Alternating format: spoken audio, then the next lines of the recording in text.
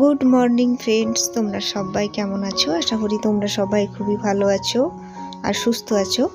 আর আমিও খুবই ভালো আছি। আজকে আবারও একটি নতুন ব্লগে তোমাদের সবাইকে স্বাগত জানাচ্ছি। আই হোপ তোমাদের ব্লগটি একটু হলেও ভালো লাগবে।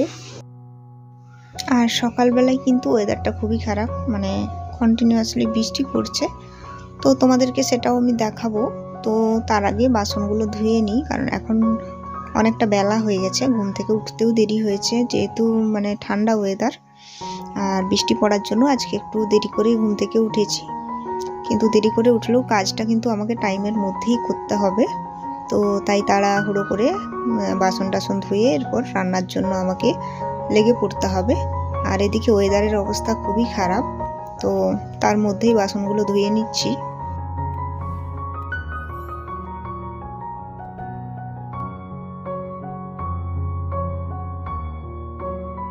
আর তোমরা যারা যারা আমার ভিডিওটি দেখছো, যদি এতটুকু ভালো লেগে যায় তাহলে অবশ্যই আমার ভিডিওতে একটা লাইক করে দিও।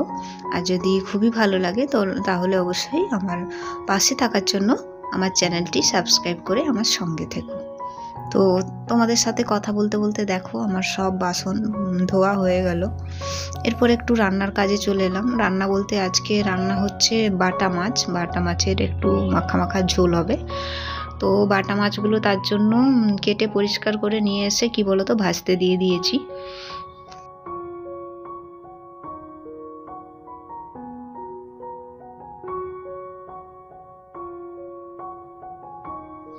আর আমার কিন্তু বড় মাছের থেকে এরকম চারাপোনা মাছই খুবই ভালো লাগে।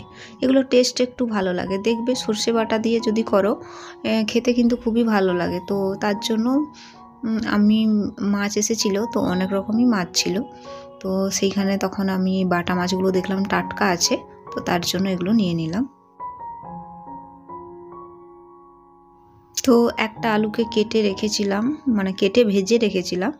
তো সেই আলুটা ওই মশলাটার সাথে আবারও একটু ভালো করে কষিয়ে নেব, আর তারপরে মাছটা দিয়ে দেবো আর কি। তো রান্নাটা আমি করছি।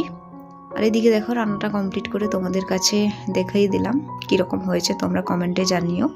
তো একটা মাছের তরকারি হলো, আর এদিকে দেখো ভাজা হতে দিয়েছি ঢেঁড়স, পটল, করলা, তিনটে একসাথে কিন্তু ভাজতে দিয়ে দিয়েছি।